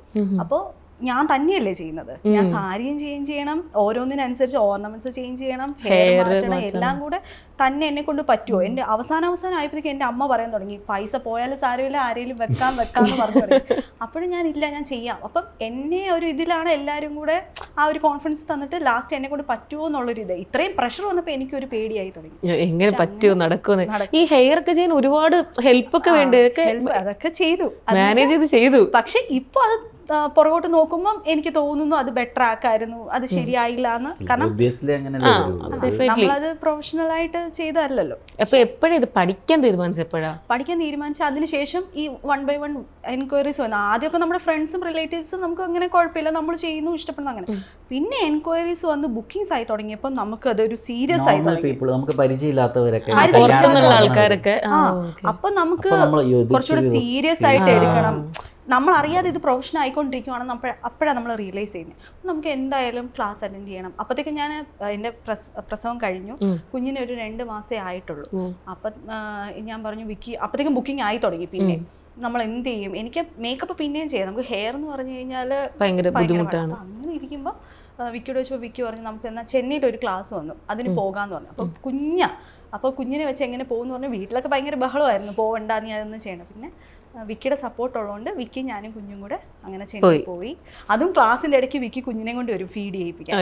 ഇപ്പോഴല്ലേ പമ്പും അങ്ങനെ പമ്പ് കാണുമായിരിക്കും നമുക്ക്, പക്ഷെ അതിനെ കുറിച്ചൊന്നും അവെയർ അല്ലായിരുന്നു. അങ്ങനെ വിക്കിയുടെ ഒറ്റ സപ്പോർട്ട് കൊണ്ടാണ് ആ ക്ലാസ് അറ്റൻഡ് ചെയ്തത്. അത് ആ ക്ലാസ് എനിക്ക് ഭയങ്കര ഒരു എപ്പോഴും പറയും, അന്ന് ഇപ്പൊ കുഴപ്പമില്ല, അന്ന് ഇവളുടെ അമ്മ പറയും നീയാ ഇവള് വഷളാക്കി. പക്ഷെ ശരിക്കും ചേട്ടനാണ് ഏറ്റവും വലിയ സപ്പോർട്ട് അല്ലേ, അതുകൊണ്ടല്ലേ ഇതിങ്ങനെ നിൽക്കുന്നത്. ഇപ്പൊ ഒരു ഞാനിപ്പോ ഈ ഇന്റർവ്യൂ എടുക്കുന്ന ലെവലിലേക്ക് എത്തുന്നതിന്റെ ഒരു മെയിൻ കീ ഫാക്ടർ എനിക്ക് തോന്നുന്നു, ഇത്രയും കേട്ടത് വെച്ചിട്ട് എനിക്ക് തോന്നുന്നു ഡെഫിനറ്റ്ലി ചേട്ടൻ തന്നെയായിരിക്കും. കാരണം എനിക്കറിയില്ല ഒരുപക്ഷെ ഞാൻ ഈ ഫീൽഡിൽ തന്നെ വരുമോ എന്ന് എനിക്കറിയില്ല, ചേട്ടനുള്ളതുകൊണ്ട് മാത്രമാണ്. അതുകൊണ്ട് ആ ഒരു സപ്പോർട്ടും ഉണ്ട് കേട്ടോ. ഓരോ വർക്ക് ചെയ്യുമ്പോഴും ഇപ്പോഴും ഓരോ വർക്ക് ചെയ്യുമ്പോഴും ഇവർക്ക് എന്തോ ആദ്യമായിട്ട് ചെയ്യുന്ന ആ ഒരു സന്തോഷവും. ഓക്കെ, ഇനി ഞാൻ ചോദിക്കട്ടെ, ചേട്ടൻ എങ്ങനെയാണ് ഇതിനകത്തേക്ക് വന്നത്? ഇപ്പം നിങ്ങൾ ജസ്റ്റ് ഒരാൾ മാത്രമല്ലല്ലോ, ജാൻവി മേക്ക് ഓവർ എന്ന് പറയുന്നത് ഒരു കപ്പിളായിട്ട് ചെയ്യുന്ന ഒരു പരിപാടിയാണല്ലോ. അപ്പം ഞാൻ പറഞ്ഞല്ലോ ആദ്യം തന്നെ വിചാരിച്ചിരുന്നത് 2 പേരും മേക്കപ്പ് ആർട്ടിസ്റ്റുകളാണ്, അപ്പോൾ നിങ്ങൾ കല്യാണം കഴിച്ചു. പക്ഷെ അങ്ങനെയല്ല ഇപ്പോൾ സ്റ്റോറി, ഇപ്പോൾ ലവ് മാരേജ് ആയിരുന്നു എന്നൊക്കെ പറഞ്ഞു. അപ്പോൾ ചേട്ടൻ എങ്ങനെ ഇതിലേക്ക് വന്നത്? ആക്ച്വലി ഞാൻ അമീബ പോലെ എന്ത് ജോലി ഏത് സൈസിൽ വേണം നമുക്ക് അഡ്ജസ്റ്റ് ചെയ്യാം, ഏതാണ് ബെറ്റർ എന്ന് നോക്കുക എന്നുള്ളതാണ് എൻ്റെ ഒരു ഓപ്ഷൻ എന്ന് പറഞ്ഞു കഴിഞ്ഞാൽ. ഞാൻ പറഞ്ഞില്ല മെഡിക്കൽ ഫീൽഡിലായിരുന്നു. അപ്പോൾ ഞാൻ ഇവിടെ സപ്പോർട്ട് ചെയ്യാൻ എന്താണ്, ഞാൻ വെളുപ്പിനെ പോകണം, കൊണ്ടുവിടാൻ പോകണം, ഡ്രൈവ് ചെയ്യണം, അവിടെ ഞാൻ കിടന്ന് ഉറങ്ങും. പിന്നെ അത് കഴിഞ്ഞ് ഞാൻ വന്നിട്ട് തിരിച്ച് ജോലിക്ക് പോകണം. അത്യാവശ്യം നല്ല കമ്പനിയിലായിരുന്നു ഞാൻ ജോലി ചെയ്തുകൊണ്ട്. അപ്പോൾ രണ്ടും കൂടെ ആയപ്പോഴത്തേക്കും കുറച്ച് നാൾ അങ്ങനെ പോയി കഴിയുമ്പോൾ എനിക്ക് ഹെൽത്ത് ഇഷ്യൂസ് ആയി. അപ്പോൾ ഹെൽത്ത് ഇഷ്യൂസ് ആയി കഴിഞ്ഞപ്പോഴത്തേക്കും ഇത് നടക്കത്തില്ല. അപ്പോൾ വർക്ക് എടുക്കുന്നത് ലിമിറ്റഡ് ആക്കാൻ തുടങ്ങി. ഇവക്ക് തന്നെ പോകാൻ പറ്റുന്ന കാര്യങ്ങൾ മാത്രമേ എടുത്തു തുടങ്ങും. പിന്നെ ഡ്രൈവറിനെ വെച്ചു, അതൊന്നും അങ്ങോട്ട് വർക്കൗട്ട് ആയില്ല. എന്നാൽ എൻക്വയറീസ് ഒരുപാട് വരുന്നുണ്ട്, എടുക്കാനും പറ്റുന്നില്ല. അതൊക്കെ ഭയങ്കര മാനസികമായിട്ട് അതിനിടയ്ക്ക് പ്രഗ്നന്റും ആയി. സെക്കൻഡ് പ്രഗ്നൻസി നമ്മൾ പെട്ടെന്ന് വരുന്നു, അത് നമുക്ക് അല്ല അതെന്താ വെച്ചാൽ നമ്മൾ പ്ലാൻഡ് അല്ലല്ലോ. അപ്പൊ നമുക്കിനി അങ്ങോട്ട് ബുക്കിങ്സ് നമ്മൾ അപ്പോഴാണ് ഒന്ന് റീച്ച് ആയി തുടങ്ങിയത്. നമുക്ക് ഒരു ജനുവരി ഒക്കെ ഭയങ്കര ബുക്കിങ്സ് വന്ന് കിടക്കുക. അപ്പൊ നമുക്ക് അപ്പോഴാണ് നമ്മൾ ഡിസംബറിൽ അറിയുന്നത് പ്രഗ്നന്റ് ആണെന്ന്. സോ അത് കൂടുതൽ കോഴിക്കോട്, ഗുരുവായൂർ, അങ്ങനെ ദൂരെ ആക്ച്വലി നമ്മുടെ വീട് കോട്ടയം. ഇത്രയും ദൂരോട്ട് കംപ്ലീറ്റ്ലി ബേസ്ഡ് കോട്ടയം തന്നെയാണ്. അപ്പൊ ഇത്രയും ലോങ് ഡ്രൈവ് ചെയ്ത് പോകണം. അപ്പൊ എന്നെ തന്നെ വിടാൻ വിക്കിക്ക് ഒരു പേടി. അപ്പൊ വിക്കി വന്നേ പറ്റൂ, അപ്പൊ വിക്കിക്ക് ജോലിക്ക് പോകാതിരിക്കാൻ പറ്റില്ല. അങ്ങനെയൊക്കെ മൊത്തത്തിലൊരു ജോലി കളയാനും പറ്റില്ല. കാരണം ഓൾറെഡി ഞാൻ കമ്മിറ്റ്മെന്റ് ഉണ്ട്. നമുക്ക് എൻ്റെ പാരൻസിന്റെ കാര്യങ്ങളും ഒക്കെ ഫിനാൻഷ്യൽ കാര്യങ്ങളൊക്കെ ആയിട്ട് ഞാൻ കമ്മിറ്റഡ് ആണ്. ഒരു ജോലി പെട്ടെന്ന് നമുക്ക് വേണ്ടാന്ന് വെക്കാൻ പറ്റുന്ന ഒരു സിറ്റുവേഷനും അല്ല. അപ്പോൾ പിന്നെ രണ്ടും കൂടെ കുറച്ച് നാൾ ഇടയ്ക്ക് ഇവിടെ ഹെൽപ്പ് ചെയ്തൊക്കെ പോയിക്കൊണ്ടിരുന്നു. അപ്പോൾ ആ സമയത്താണ് ഈ കോവിഡ് ഫേസ് വരുന്നത്. ഫസ്റ്റ് ഫേസ് വന്നപ്പോൾ ഞാൻ എന്നാൽ ലോൺ എടുത്ത് ഒരു ബിസിനസ് തുടങ്ങാം എന്ന് പറഞ്ഞിട്ട് ചെറിയ ലോൺ എടുത്ത് ഒരു ഷോപ്പിന് ഇൻറ്റീരിയർ ചെയ്യാൻ വേണ്ടി അഡ്വാൻസ് കൊടുക്കുന്നു. അല്ല ഇൻറ്റീരിയർ അല്ല, ഷോപ്പിന് അഡ്വാൻസ് കൊടുത്തു. ഷോപ്പിന് അഡ്വാൻസ് കൊടുത്ത് തിരിച്ച് ഇൻറ്റീരിയർ ചെയ്യുന്ന ആളെ കണ്ടിട്ട് പുള്ളിക്ക് അഡ്വാൻസ് ചെയ്യാൻ വേണ്ടി വന്നാൽ പുള്ളി പറഞ്ഞില്ല 6 മണി കഴിഞ്ഞു ഞാൻ മേടിക്കത്തില്ല എന്ന് ഭയങ്കര സന്തോഷത്തോടെ പറയുന്നു. ഞാൻ പറഞ്ഞു എന്നാൽ ശരി, എന്നാൽ നാളെ രാവിലെ ഒന്ന് തരാമെന്ന് പറഞ്ഞാൽ ഞാൻ വീട്ടിൽ ചെല്ലുകയും എനിക്ക് കോവിഡ് പനി വന്നു. എനിക്ക് തൊണ്ടവേദനയുണ്ട്, എനിക്ക് ഒരു ചെറിയ പനിക്കോള്. അപ്പം ഫസ്റ്റ് കുഞ്ഞേ ഉള്ളൂ. ഫസ്റ്റ് കുഞ്ഞിനും പനി. അപ്പം പനി വന്നപ്പോൾ, കാരണം അവൻ അതുവരെ പനി വന്നിട്ടില്ല, അവന് ഒരു 1.5 വയസ്സേ കാണത്തുള്ളൂ. അതുവരെ പനി വരാത്ത കുഞ്ഞിന് പെട്ടെന്ന് പനി വന്നപ്പോൾ എനിക്കൊരു പേടി, കോവിഡ് ആണോ. നമ്മൾ ആ വെളുപ്പിന് തന്നെ നേരെ ഹോസ്പിറ്റലിൽ പോയി. അപ്പോൾ അവർ പറഞ്ഞു നോർമലി ഇങ്ങനെ പറ്റത്തില്ല, ടെസ്റ്റ് ചെയ്തേ പറ്റൂ. ടെസ്റ്റ് ചെയ്തപ്പോൾ കോവിഡ്, ക്വാറന്റൈൻ ഇരിക്കണം, സ്റ്റാർട്ടിങ്. അപ്പൊ നമുക്ക് ഇത്ര 14 ദിവസം വീട്ടിൽ തന്നെ ഇരിക്കണം, റൂം വിട്ട്. നിങ്ങൾ കോട്ടയം എന്നല്ലേ പറഞ്ഞേ? ഞാൻ ഫസ്റ്റ് ഫേസിലാണ് വന്നത്. ഞാൻ കോട്ടയത്ത് വന്നിട്ട് തിരിച്ച് വീട്ടിൽ വന്നപ്പോൾ എനിക്ക് ഞാനിപ്പോ അത് വല്ലാതെ ഓർക്കുന്നു. എനിക്കിപ്പോ അത് ആദ്യം എനിക്ക് തോന്നുന്നു അവിടെ ആദ്യം വന്നത് എനിക്കാ. ഇപ്പൊ കൊറോണ എന്ന് പറയുന്നില്ല, ഇപ്പൊ എല്ലാവർക്കും ഉണ്ടാവും, നമ്മൾ അറിയില്ല. അതെ. പക്ഷെ പണ്ട് കോവിഡ് എന്നൊക്കെ പറഞ്ഞാൽ നമ്മളെ മാറ്റി നിർത്തപ്പെട്ട ആൾക്കാരാണ്. എന്റെ ടെസ്റ്റ് ചെയ്തിട്ട് എനിക്ക് ടെസ്റ്റ് ചെയ്യാൻ വന്നിട്ടില്ല, എനിക്ക് മാത്രമേ പോസിറ്റീവ് ഉള്ളൂ. അപ്പൊ ഇത് പോസിറ്റീവ് വന്ന് സാന്ദ്ര അവർ ഓടി വിളിച്ചിങ്ങനെ പോസിറ്റീവ് ആണ്. അപ്പൊ അച്ഛൻ ഞാനും കൂടെ പോകുന്നത്. ഇത് പറഞ്ഞതും ഞങ്ങൾക്ക് അവിടെ നിൽക്കുന്നത് ചെതറി ഓടും. അത് ഞാൻ കോട്ടയത്ത് പോയിട്ട് വന്നിട്ടാ. അപ്പൊ ഞങ്ങൾ ഇങ്ങനെ പറയാറ് കോട്ടയത്ത് പോയത് എന്തിനാണോ ഇങ്ങനെ പറഞ്ഞോണ്ടിരിക്കുവായിരുന്നു. തളരുമല്ലോ പിന്നെ. അതെ അതെ, കാരണം ഇനി ജീവിക്കത്തില്ല, തിരിച്ചു വരത്തില്ലെന്നൊക്കെ എല്ലാവർക്കും ഉണ്ടല്ലോ വല്ലാത്തില്ല. കാരണം നമ്മൾ ആ റൂം വിട്ടു പോകുന്നില്ല. കാരണം വീട്ടിൽ തന്നെയാണ് അച്ഛനും അമ്മയും. അച്ഛന് ബൈപ്പാസ് കഴിഞ്ഞിരിക്കുന്നതുകൊണ്ട് നമുക്ക് അവര് പറഞ്ഞിട്ടുണ്ടോ നീ നിങ്ങൾ അവിടെ ഇരിക്കണം, ഇല്ലെങ്കിൽ വേറെ അവര് പറയുന്ന ബിൽഡിങ്ങിലോട്ട് നമ്മൾ മാറണം. അത് നമുക്ക് പേടിയാ. നമ്മൾ റൂമിൽ തന്നെ ഇരുന്നു, റൂമിൽ പുറത്തിറങ്ങിയിട്ട് ആദ്യത്തെ 14 ദിവസം റൂമിൽ തന്നെ, അതിന് ശേഷം 7 ദിവസം വീട്ടിൽ തന്നെ. അങ്ങനെ ടോട്ടൽ അങ്ങനെ വന്നു. അപ്പൊ എനിക്ക് ഉണ്ട്, എന്റെ കുഞ്ഞിനുണ്ട്. 21 ദിവസം തീരാറായപ്പോ ഇവക്കും കിട്ടി. കാരണം ഇവരുടെ കൂടെ കുഞ്ഞിന് ഫീഡ് ചെയ്ത് പിന്നെ ഞങ്ങൾ ഒരുമിച്ചിരിക്കും. വീണ്ടും ഞങ്ങൾ അങ്ങനെ 2 മാസം മാറി മാറി ഈ റൂമിനകത്ത് തന്നെ ഇരിക്കുകയായിരുന്നു. ഇതിന്റെ ഇടയ്ക്ക് ഞാൻ തുടങ്ങാൻ വെച്ചിരുന്ന ബിസിനസ് തൊട്ടപ്പുറത്ത് ഒരു ശകല ഒരു 4 കട മാറിയിട്ട് സെയിം ബിസിനസ് വന്നു ഈ ഒരു 2 മാസം കൊണ്ട്. അപ്പോൾ ഞാൻ മൊത്തത്തിൽ തളർന്നു. നമ്മൾ ആദ്യമായിട്ടൊരു കാര്യം ചെയ്യാമെന്ന് പറഞ്ഞപ്പോൾ അത് തന്നെ തുടങ്ങാൻ പറ്റിയില്ല, കടമൊക്കെ മേടിച്ചൊന്നും ചെയ്യാൻ പറ്റിയില്ല, തളർന്നു. അപ്പോൾ ഇവിടെ ഭയങ്കര സപ്പോർട്ടായിരുന്നു. ഒരു കാര്യം ചെയ്യും, നമ്മൾ എന്തിനാ നീ ഒരു ഈ ഹെയർ ഒന്ന് ട്രൈ ചെയ്ത് നോക്കുമെന്ന് പറഞ്ഞു. അപ്പം ഹെയറിൻ്റെ ഡെമ്മി എടുപ്പിച്ചു. അത് ആക്ച്വലി നമ്മൾ ഈ റൂമിൽ ഉണ്ടല്ലോ. അപ്പൊ പുറത്തുള്ള ഫ്രണ്ടാണ് പറഞ്ഞു എടാ ഇവിടെ കടയുടെ ഇന്റീരിയർ ചെയ്യുന്നു, അവർ ഇന്ന കടയാന്ന് തോന്നുന്നു, അന്വേഷിച്ചു, അങ്ങനെയൊക്കെ പറഞ്ഞു. അപ്പൊ നമ്മൾ റൂമിനകത്ത് പുറത്തിറങ്ങാനും പറ്റത്തില്ല, ഇത് അറിയുകയും ചെയ്തു മാനസികമായിട്ട്. പിന്നെ കോവിഡിന്റെ പേടി വേറെ, ആകെപ്പാട് ഇതായി. കാരണം ഞാൻ ഭയങ്കര പ്ലാൻഡ് ആയിരുന്നു, ഇതിങ്ങനെ വരണം, ഇങ്ങനെ കുറെ ഡ്രീം ചെയ്ത് അതിന് വേണ്ടിയിട്ട്. അപ്പൊ പെട്ടെന്ന് അത് പോകുമ്പോൾ ഉണ്ടാവുന്ന ഒരു ബുദ്ധിമുട്ട് മനസ്സിലാവും. അങ്ങനെ അപ്പം ഓൾറെഡി എനിക്ക് പ്രാക്ടീസിന് വേണ്ടി വാങ്ങിച്ച ഡെമ്മി ഉണ്ട് റൂമില്. വേറെ ഒരു എന്റർടൈൻമെന്റ് ആ റൂമിൽ ഇല്ല, ഞങ്ങൾ മാത്രമേ. അപ്പൊ ഞാൻ പറയും എന്നാ ഒരു കാര്യം ചെയ്യും, നീ ഇപ്പൊ ചുമ്മാ ഇരിക്കുവല്ലേ, ഞാൻ ചുമ്മാ പിന്നാൻ പഠിപ്പിക്കാം. കാരണം എല്ലാവർക്കും ഹെയർ അറിയണമെന്നില്ലല്ലോ, എനിക്ക് അങ്ങനെ ഇതിനു മുമ്പൊന്നും തൊട്ടിട്ടില്ല. അപ്പം ഞാൻ ചേട്ടന്റെ ലാസ്റ്റ് വീഡിയോ ഞാൻ ഇപ്പൊ ഇൻസ്റ്റയില് ലാസ്റ്റ് കാണുന്ന ഇങ്ങനെ ഭയങ്കര പ്രൊഫഷണൽ ആയിട്ട് വന്ന ഒരാളുടെ മുടിയൊക്കെ അതിനകത്ത് ഞാൻ ആദ്യം പിന്നാൻ പഠിപ്പിച്ചു. അപ്പൊ ഞാൻ ചുമ്മാ ഇങ്ങനെ പിന്നിട്ട് കാണിച്ചു, ഇങ്ങനെയാണ് പിന്നുന്നത്, നീ ഒന്ന് ചെയ്തേന്ന് പറഞ്ഞു. എനിക്ക് വലിയ ഇതില്ല, അവൻ ചെയ്തൊന്നും ഇല്ലായിരിക്കും, നോർമൽ നമ്മൾ എക്സ്പെക്ട് ചെയ്യുന്നില്ലല്ലോ. ഞാൻ കാണിച്ചത് അങ്ങനെ ചെയ്തു. എടുക്കാൻ എനിക്ക് ചെയ്യാറിയോ. അങ്ങനെ പതുക്കെ പതുക്കെ ചുമ്മാ ചെറിയത് കാണിച്ചപ്പോ അതൊക്കെ ചെയ്യുന്നു. അപ്പൊ ഞാൻ മിക്കോട് പറഞ്ഞു എന്നാ ഇത് കൊള്ളാലോ, നമുക്ക് ഇനിയിപ്പോ വേറെ ഒരെണ്ണം ഏതായാലും അത് ഡ്രോപ്പ് ചെയ്തേ പറ്റൂ. അപ്പം പതുക്കെ നീ ഒന്ന് എന്നെ എന്നാ നമുക്കൊന്ന് ഇറങ്ങി നോക്കാന്ന് പറഞ്ഞ് അങ്ങനെയാണ് ഞങ്ങൾ ഇത് രണ്ടുപേരും കൂടെ ഒരുമിച്ച് സ്റ്റാർട്ട് ചെയ്യുന്നത്. അപ്പോഴേ പ്ലാൻ ഉണ്ടായിരുന്നു ഗ്രൂം മേക്കപ്പ് നോക്കണം? അല്ലല്ല, അന്ന് എനിക്ക് പ്ലാൻ ഇല്ലായിരുന്നു. ഞങ്ങൾ ഇറങ്ങുമ്പോൾ കൺസേൺ എന്തായിരുന്നു വെച്ച് കഴിഞ്ഞാൽ രണ്ടുപേരെയും കൂടെ പോകുമ്പോൾ എങ്ങനെ ആൾക്കാർ അക്സെപ്റ്റ് ചെയ്യും. അതായത് ആ സമയത്ത് ഇത്രയും മെയിൽ ആർട്ടിസ്റ്റുകൾ കുറവാണ്, ഡ്രേപ്പിസ്റ്റും എല്ലാം. പണ്ട് കുറവാണ് അന്ന് കേരളത്തില്, പുറത്തൊക്കെ ഉണ്ടെങ്കിൽ കേരളത്തിൽ വളരെ കുറവ്. അപ്പം കേരളത്തിൽ എങ്ങനെ അത് അക്സെപ്റ്റ് ചെയ്യും? ഒരാണ് വന്നിട്ട് തൊടുക പറഞ്ഞാൽ ചിലവർക്ക് അത് ബുദ്ധിമുട്ടായിരിക്കും, എന്താവും എന്നുള്ള. പക്ഷെ നമ്മളെ ചെന്നപ്പോ തൊട്ടേ എല്ലാരും അത് അക്സെപ്റ്റ് ചെയ്യും. അത് ഈവൻ കപ്പിളാന്ന് പറയുമ്പോൾ അവർക്കൊരു സന്തോഷം, നമ്മളൊരു ഹാപ്പി കപ്പിൾ. എനിക്ക് എപ്പോഴും അങ്ങനെ, എല്ലാ ബ്രൈഡ്സും കല്യാണം കഴിഞ്ഞ് നമുക്ക് നമ്മുടെ കയ്യിൽ നിന്ന് അനുഗ്രഹം വാങ്ങുമല്ലോ. അപ്പം ഞങ്ങൾ മനസ്സറിഞ്ഞായിരുന്നു, കാരണം നമ്മൾ ഹാപ്പി ആയിട്ടുള്ള കപ്പിൾസ് ആണ്. അപ്പം നമ്മുടെ അനുഗ്രഹം എപ്പോഴും അവർക്ക് ഉണ്ടാവും. അപ്പം ആ ഒരു ഇതിലാണോ വീട്ടുകാരെല്ലാം നല്ല രീതിയിൽ അത് അക്സെപ്റ്റ് ചെയ്യാൻ തുടങ്ങി. അങ്ങനെയാണ് വിക്കി ഹെയറിലോട്ട് വരുന്നത്. ഫാമിലി സപ്പോർട്ട് എങ്ങനെയായിരുന്നു ആദ്യം? നിങ്ങൾ രണ്ടുപേരുടെയും ഫാമിലി രണ്ടുപേരും കൂടെ മേക്കപ്പ് വേണ്ടെന്ന് പറഞ്ഞിരുന്നത് രണ്ടുപേരും കൂടെ മേക്കപ്പിലേക്ക് ഇറങ്ങിയാണ്. സപ്പോർട്ടിന് പ്രശ്നമില്ലായിരുന്നു. പക്ഷെ ഒരു ഇഷ്യൂ വന്നത് ഞാൻ ഈ ജോബ് റിസൈൻ ചെയ്യാൻ റിസൈൻ ചെയ്യേണ്ട ഒരു സ്ഥിതി വന്നു.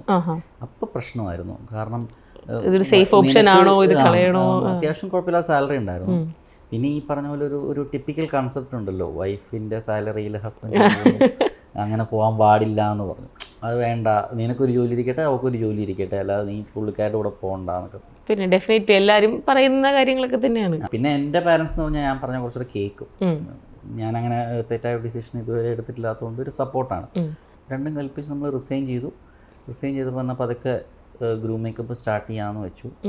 ആദ്യത്തെ ഗ്രൂം എനിക്ക് ഓർമ്മയുണ്ട്, നമ്മുടെ ഗസ്റ്റ് റഫേൽ വിമാനം പറത്തിയ ഒരു കേരളത്തിലെ ഒരു സാർ. അപ്പോൾ അവരുടെ വീട്ടിൽ നമ്മൾ ഗസ്റ്റ് മേക്കപ്പിന് പോയി. അന്ന് ഗസ്റ്റ് മേക്കപ്പിന് പോയതാണ്. അപ്പം ഈ പറഞ്ഞ പോലെ അന്ന് എങ്ങനെയാന്ന് വെച്ച് കഴിഞ്ഞാൽ എനിക്കും കൈ ഒഴിവില്ല, കുറേ ഗസ്റ്റുകൾ ഞാൻ ചെയ്ത് തീരണമല്ലോ. വിക്കി ഒരു സൈഡിൽ നിന്ന് ഞാൻ നമ്മൾ തന്നെയാ, നല്ല നമുക്ക് സ്റ്റാഫ് ഒന്നുമില്ല, നമ്മൾ സ്റ്റാർട്ടിങ്. അപ്പോൾ ഞാൻ വിക്കിയോട് പറഞ്ഞു എന്നാ വിക്കി ചെയ്തോന്ന് പറഞ്ഞു. കാരണം ഞാൻ കുറേ ഫൗണ്ടേഷൻ എല്ലാം ചെയ്തിട്ട് ഞാൻ വിക്കിയോട് പറഞ്ഞു നീ ചെയ്തോ, എന്താന്ന് വെച്ചാൽ ചെയ്തോ, എനിക്ക് സമയമില്ല എന്ന് പറഞ്ഞു. എന്നിട്ട് ഞാൻ അങ്ങ് വിട്ടു, കാരണം ബാക്കിയെല്ലാം ഗേൾസാ. ഞാൻ ഇവരെല്ലാം ചെയ്ത് ഞാൻ വന്നപ്പോഴത്തേക്കും വിക്കി സുന്ദര കുട്ടപ്പനായിട്ട് ഒരുക്കി നിർത്തിയേക്കുന്നു.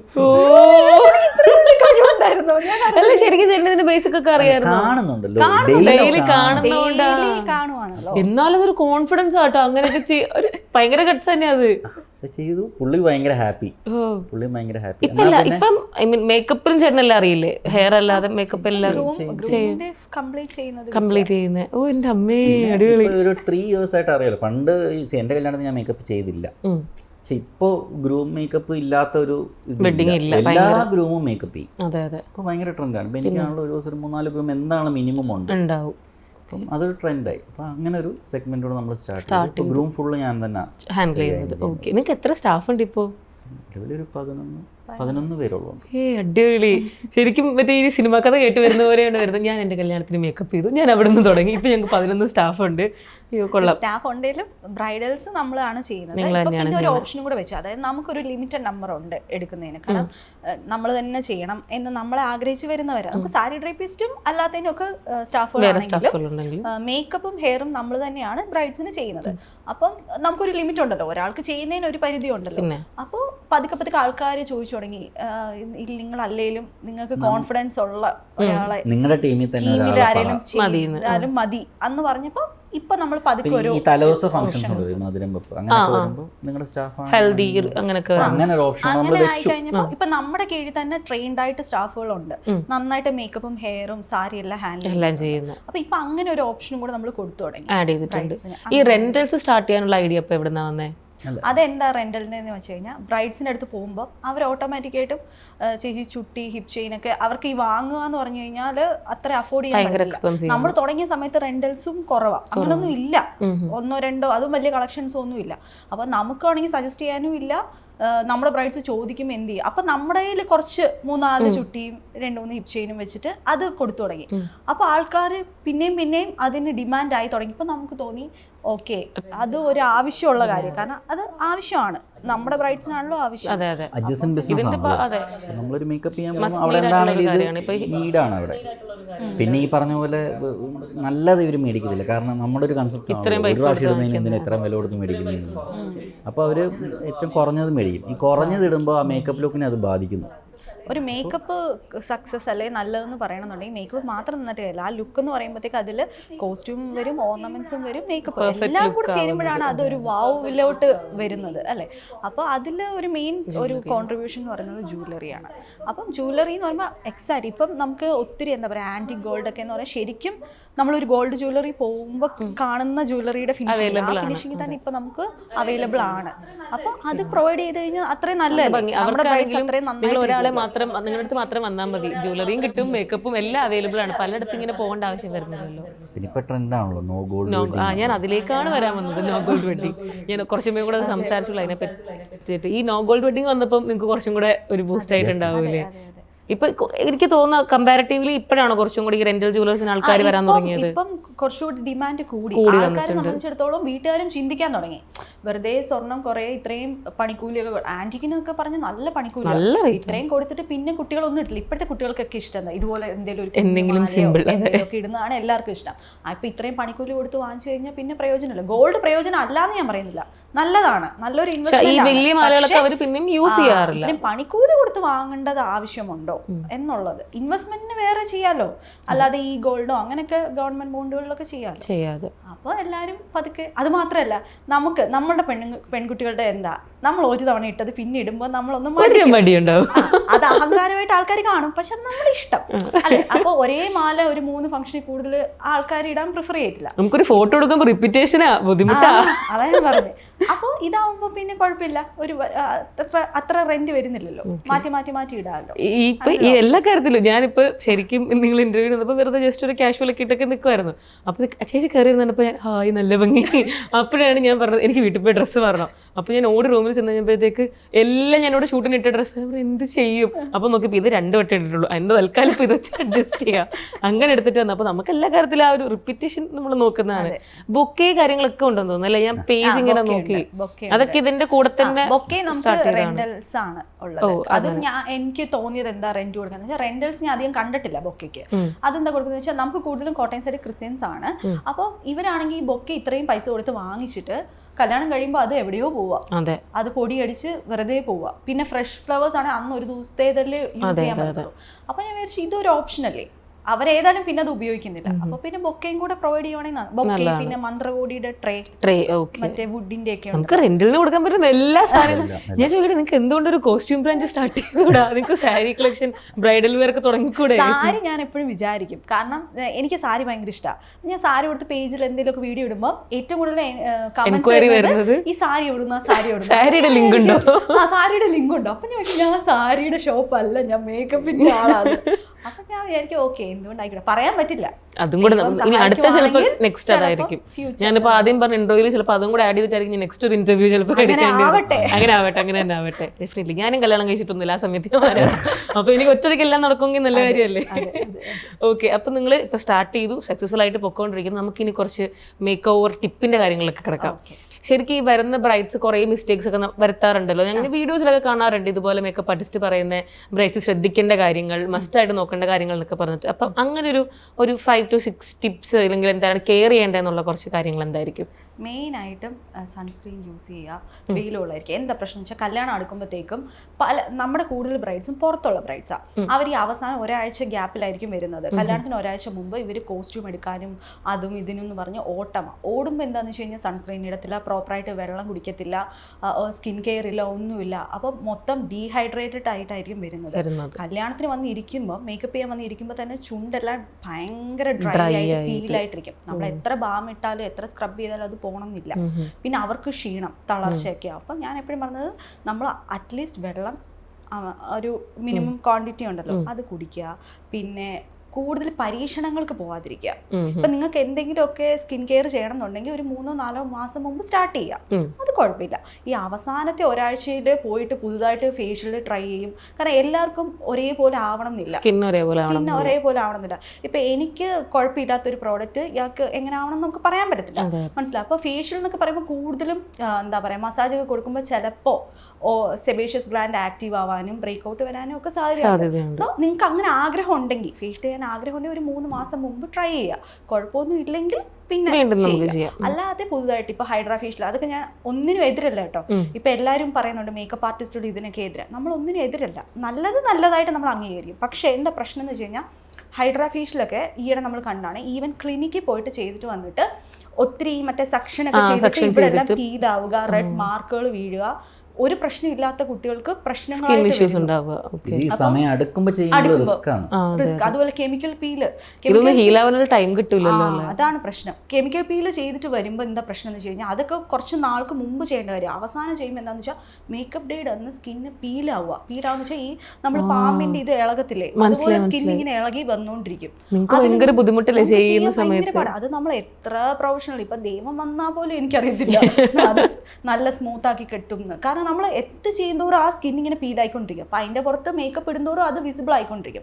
ഇപ്പൊ എപ്പോഴും ഞാൻ കുട്ടികൾ കൂടുതൽ ചിലവർ പറയും നാച്ചുറൽ മേക്കപ്പ് വേണമെന്ന് പ്രിഫർ ചെയ്യും. അപ്പൊ ഞാൻ പറയുന്ന ഒറ്റ കണ്ടീഷൻ എന്താണെന്ന് വെച്ച് കഴിഞ്ഞാൽ, നല്ല സ്കിൻ ആണെങ്കിൽ കുറച്ച് പ്രോഡക്റ്റ് മതിയെങ്കിൽ ഔട്ട്പുട്ട് നന്നായിരിക്കും. സ്കിൻ ഇഷ്യൂസ് കൂടുന്നതനുസരിച്ച് നമ്മൾ ലെയർ ചെയ്യേണ്ടി വരും, കവർ ചെയ്യണം എന്നുണ്ടെങ്കിൽ. ഇപ്പോൾ ഒരു കുരുവിൻ്റെ പാടുണ്ടെങ്കിൽ അത് കവർ ചെയ്യണം എന്നുണ്ടെങ്കിൽ പ്രോഡക്റ്റ് ഇടണമല്ലോ, ഇടാതിരിക്കാൻ പറ്റില്ലല്ലോ. അപ്പോൾ അതനുസരിച്ച് പ്രോഡക്റ്റ് ഇടുന്നതനുസരിച്ച് കവറേജ് കൊടുക്കേണ്ടി വരും. അപ്പോൾ അത് ചെയ്ത ഫീൽ വരും. നല്ല സ്കിന്നാണെങ്കിൽ കുഴപ്പമില്ല. അപ്പം നല്ല സ്കിന്നിന് എന്ത് ചെയ്യണം, നിങ്ങൾ അതിന് വേണ്ടി പ്രിപ്പയർ ചെയ്യണം. അറ്റ്ലീസ്റ്റ് ഒരു വർഷമെങ്കിലും നല്ല രീതിയിൽ നല്ലൊരു ഡോക്ടറെ കണ്ട് വേണ്ട കാര്യങ്ങളൊക്കെ, സപ്ലിമെന്റ്സ് ആണെങ്കിലും എല്ലാം എടുത്ത്. ഫുഡിൽ പോലും റിസ്ക് എടുക്കരുത്. ചിലർക്ക് ചില ഫുഡ് പറ്റില്ല, ഫുഡ് അലർജി ഒക്കെ കഴിച്ച് കഴിഞ്ഞാൽ പ്രശ്നമാവും. അങ്ങനെ നമുക്ക് ഇൻസിഡൻസ് വന്നിട്ടുണ്ട്. അതായത് കല്യാണത്തിന് അന്ന് ദേഹം മുഖവും എല്ലാം ചുമന്ന് തടിച്ച് ഞാൻ ചോദിച്ചു ഇതെന്താ പ്രശ്നം എന്താണെന്ന് ചോദിച്ചപ്പോൾ എന്തോ മീനോ പ്രോൺസോ എന്തോ കഴിച്ച അലർജി. അത് ആ കുട്ടിക്ക് അറിയാം, അത് അലർജി ആണെന്ന് അറിയാം. പക്ഷേ തലേദിവസത്തെ ഫംഗ്ഷൻ അത് കണ്ടപ്പോൾ അത് അങ്ങോട്ട് സഹിക്കാൻ വേണ്ടി കഴിച്ചിട്ട് അലർജി ആയി. പിന്നെ ഇഞ്ചക്ഷൻ ഒക്കെ എടുത്തിട്ടാണ് മേക്കപ്പ് ഒക്കെ നമ്മൾ സ്റ്റാർട്ട് ചെയ്തത്. അപ്പൊ അങ്ങനെ ഒരു അലർജി ഉണ്ടെന്ന് അറിയാമെങ്കിൽ കഴിവതും അത് അവോയ്ഡ് ചെയ്യുക. മസ്റ്റ് ആയിട്ട് കെയർ ചെയ്യേണ്ട കാര്യം ഒന്ന് ഈ പറഞ്ഞ പോലെ ഹൈഡ്രേറ്റഡ് ആയിട്ടിരിക്കുക, പിന്നെ എന്താ സൺസ്ക്രീൻ യൂസ് ചെയ്യുക, പിന്നെ ഈ പറഞ്ഞ അടുക്കുന്ന സമയത്തുള്ള കാര്യങ്ങളൊന്നും പരീക്ഷണങ്ങൾ ചെയ്യാതിരിക്കുക, ഇതൊക്കെ കെയർ ചെയ്യുക. പിന്നെ അല്ലാതെ നമ്മൾ സജസ്റ്റ് ചെയ്യുന്നത് ത്രെഡ് ചെയ്യേണ്ടവർക്ക് ത്രെഡ് ചെയ്യാം, ഫേസിൽ ഹെയർ എടുക്കേണ്ടവർക്ക് എടുക്കാം. ഫേസിൽ ഹെയർ എടുക്കുന്നത് കമ്പൽസറി അല്ല, പക്ഷെ എടുത്താലുള്ള ഒരു ഗുണം കുറച്ചുകൂടെ ഫ്ലോലെസ് ആയിട്ട് കിട്ടും. മനസ്സിലായി. ഇപ്പം ഒത്തിരി ഹെയർ ഒക്കെ ഉണ്ടെങ്കിൽ നമ്മൾ അതിൻ്റെ പുറത്ത് മേക്കപ്പ് ചെയ്യുമ്പോൾ ആ ഒരു ഫിനിഷിങ് കിട്ടില്ല. അതും നമ്മൾ നിർബന്ധിക്കത്തില്ല, വേണമെങ്കിൽ എടുക്കാം. ബെറ്റർ ആയിരിക്കും. പിന്നെ ഈ പെഡിക്യൂറും മാനിക്യൂറും എന്നൊക്കെ പറയുന്നത് അവനവൻ്റെ ചോയ്സാണ്. നല്ല രീതിയിൽ, കാരണം ഒരു ബ്രൈഡ് എന്ന് പറയുമ്പോൾ മൊത്തത്തിലാണ് ലുക്ക് വരുന്നത് അല്ലേ. വാക്സ് ചെയ്യണമെങ്കിൽ വാക്സ് ചെയ്യാം, അതൊക്കെ അവരുടെ ഇഷ്ടം. പക്ഷെ മസ്റ്റായിട്ടും ചെയ്യേണ്ടത് ഈ പറഞ്ഞ കാര്യങ്ങളൊക്കെയാണ്. നമുക്കിപ്പോൾ ഈ എയർ ബ്രഷ് അല്ലെങ്കിൽ HD കുറേ ടൈപ്പ് ഓഫ് മേക്കപ്പ് ഉണ്ടല്ലോ, ഇപ്പോൾ ഗ്ലാസ് സ്കിൻ. അപ്പൊ ഇങ്ങനെ ട്രെൻഡ് ഇങ്ങനെ മാറി മാറി വന്നുകൊണ്ടിരിക്കുകയാണ്. ഇതിങ്ങനെ അപ്ഡേറ്റഡ് ആയിട്ടിരിക്കാൻ എന്താ ചെയ്യാറ്? നമ്മൾ ക്ലാസ്സുകൾ അറ്റൻഡ് ചെയ്യാറുണ്ട്, നമ്മൾ ക്ലാസ് എടുക്കാറുണ്ട്. നിങ്ങൾ ക്ലാസ് എടുക്കുകയും ചെയ്യും.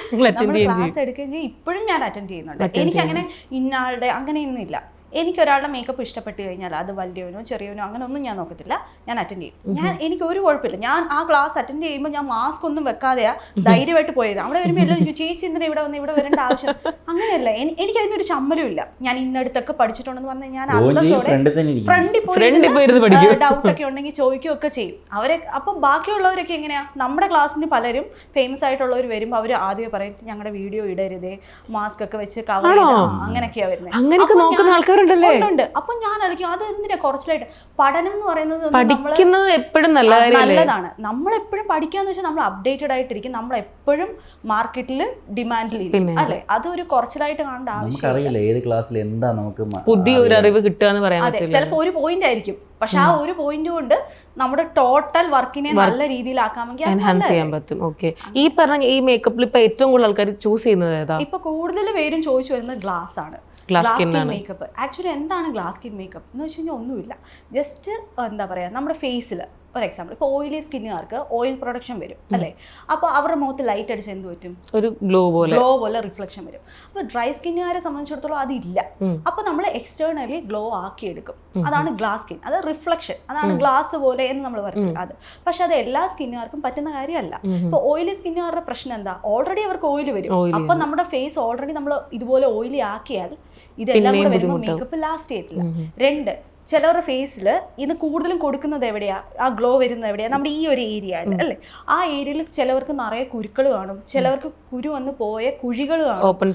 അങ്ങനെയൊക്കെ ഉള്ളിടത്ത് നമ്മൾ ഈ ഗ്ലാസ് പോലെ ആക്കാൻ വേണ്ടി പ്രോഡക്ട്സുകൾ ഇട്ട് കഴിഞ്ഞാൽ ഉണ്ടല്ലോ, ആ കുഴിയും കുരുവും കൂടുതൽ വിസിബിൾ ആവും. സോ അങ്ങനെയുള്ളവർക്ക് നല്ലത് മാറ്റ് ആയിരിക്കും.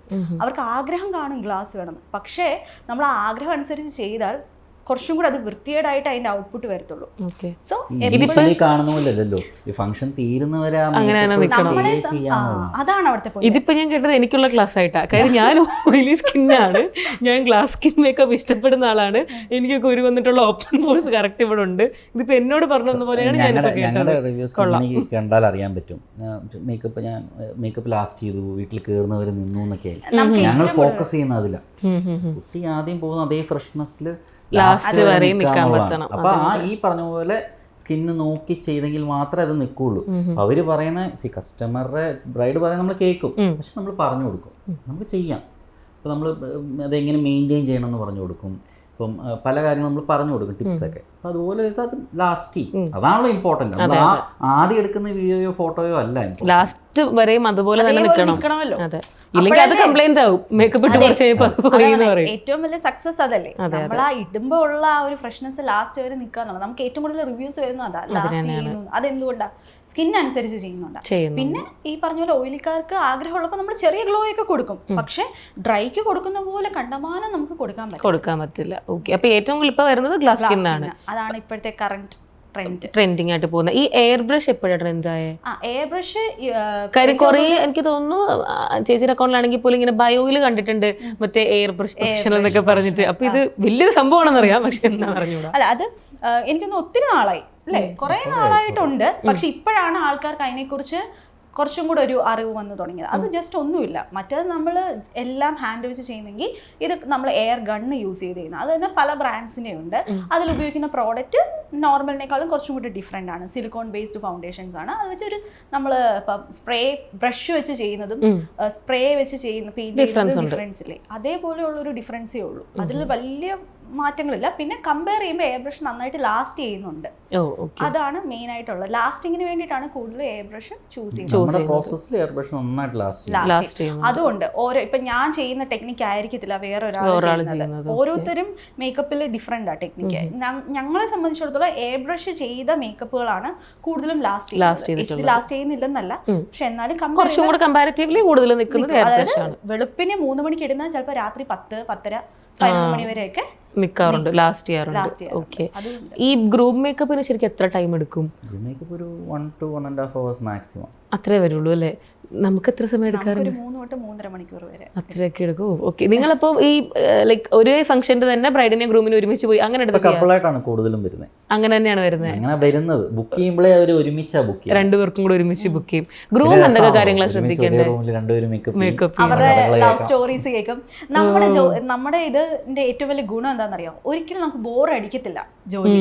അതായത് ഓരോ ദിവസം ഓരോ മനുഷ്യരെ കാണുന്നേ, അവരുടെ കഥകൾ കേൾക്കുന്നത്. പിന്നെ നമ്മൾ പോകുന്നത് ഏതാ, ഒരു കല്യാണം എന്ന് പറയുന്നത് ഭയങ്കര ഹാപ്പി വൈബിലോട്ടാണ് എല്ലാ ദിവസവും ചെല്ലുന്നത്. ഒരു സെലിബ്രേഷൻ മൂഡ്, പോസിറ്റീവ് എനർജിയിൽ നിൽക്കുന്ന ഒരു ദിവസമായിരിക്കും അല്ലെ. അപ്പൊ അവരുടെ കഥകളും കേട്ട് അതുകൊണ്ട് തന്നെ ഒരു രസമാണ്. ഭയങ്കര സെലിബ്രേഷൻ മൂഡിലാണ് ഫുൾ ടൈം. നിങ്ങളുടെ ലൈഫും അങ്ങനെ തന്നെ. ഓക്കെ, നിങ്ങൾ രണ്ടുപേരും വർക്കിന് മുമ്പ് അപ്പോൾ കുട്ടികൾ അവർ ഓക്കെ ആണോ? കുഴപ്പമൊന്നുമില്ല. അത് ഈ പറഞ്ഞ പോലെ എനിക്ക് തോന്നുന്നു ആദ്യത്തെ രണ്ടാമത്തെ കുഞ്ഞിന്റെ ഡെലിവറിയും എല്ലാം ഇതിന്റെ ഇടയ്ക്കായിരുന്നു. ജസ്റ്റ് 1 month മാത്രമേ ഞാൻ ഗ്യാപ്പ് എടുത്തിട്ടുണ്ടായിരുന്നു ഡെലിവറി കഴിഞ്ഞ്. 1 month കഴിഞ്ഞപ്പോൾ പിന്നെയും വർക്ക് സ്റ്റാർട്ട് ചെയ്തു. സോ കുഞ്ഞിന് തന്നെ മനസ്സിലായി അമ്മ വരും പോകും. ശരിക്കും എനിക്ക് തോന്നുന്നത് ഈ പെൺകുഞ്ഞ് വേണം എന്ന് ഒരാഗ്രഹം ഉണ്ടായി കാണൂല്ലേ ഈ ഒരുക്കാനൊക്കെ? ശരിക്കും അല്ല, അതല്ല ഈ കുഞ്ഞുങ്ങളെ മെയിനായിട്ടും ഡ്രസ്സുകളൊക്കെ പട്ടുപാവാടയൊക്കെ ഇടുമ്പോ നമുക്ക് തോന്നും ഓക്കെ. അതെ, നോർമലി മിക്ക പെൺകുട്ടികളൊക്കെ ഇങ്ങനെ എപ്പോഴും പറഞ്ഞത് പെൺകുഞ്ഞ് വേണം, അതാകുമ്പോഴത്തേക്കിങ്ങനെ മുടിയൊക്കെ കിട്ടി കണ്ണൊക്കെ എഴുതി കൊണ്ട് നടക്കാന്ന് പറയും. അതാ പ്രൊഫഷനായിട്ട് ചെയ്യുന്ന അച്ഛനും അമ്മയും. അതുകൊണ്ട് ഇവന്മാരെ ഒരുക്കും, അങ്ങനെയൊക്കെ വരുമ്പോ കൃഷ്ണനായിട്ടും ഒക്കെ ഒരുക്കി നമ്മൾ സാറ്റിസ്ഫൈഡ്. മെയിൻ സപ്പോർട്ട് പാരന്റ്സ് ആണ്. എന്റെ ആണെങ്കിലും പാരന്റ്സ് ഉള്ളതുകൊണ്ടാണ് നമ്മുടെ കാര്യങ്ങൾ ഇത്ര സ്മൂത്ത് ആയിട്ട് പോകുന്നത്. ഒരു ചെറിയ വഴക്കൊക്കെ പറയുമെങ്കിലും കുഴപ്പമില്ല, അവരുടെ കയ്യിലാണ് കുഞ്ഞുങ്ങൾ സേഫ് ആയിട്ട്. കാരണം നമുക്ക് വേണമെങ്കിൽ പൈസ കൊടുത്ത ആളെ കിട്ടും നോക്കാൻ, പക്ഷേ നമ്മൾ എന്ത് വിശ്വാസത്തിൽ ഇപ്പോഴത്തെ കാലത്ത് കൊടുത്തിട്ടു അല്ലെ. നമ്മൾ ഒരു പ്രശ്നമില്ല, എന്ത് വന്നാലും കുഴപ്പമില്ല, ധൈര്യത്തോടെ വിടാൻ പറ്റുന്നത് നമുക്ക് നമ്മുടെ നന്നായിട്ട് പേരൻസ് ഉള്ളതുകൊണ്ട് മാത്രം കേട്ടോ. നമ്മുടെ ബാക്ക് ബോൺ എന്ന് പറഞ്ഞാൽ ശരിക്കും പറഞ്ഞാൽ പേരൻസ് ആണ്. പേരൻസും ഇപ്പോൾ ഞങ്ങളുടെ സ്റ്റാഫുകളും, അതും പറയാതിരിക്കാൻ പറ്റത്തില്ല. കാരണം എല്ലാവരും പറയുന്നത്, ഞങ്ങളുടെ വർക്കിന് വന്നിട്ട് പോയി കഴിയുമ്പോൾ എല്ലാവരും പറയുന്നത് നിങ്ങളുടെ ടീം ടീമായിട്ട് ട്രിപ്പൊക്കെ പോയിട്ടില്ലേ? നിങ്ങൾ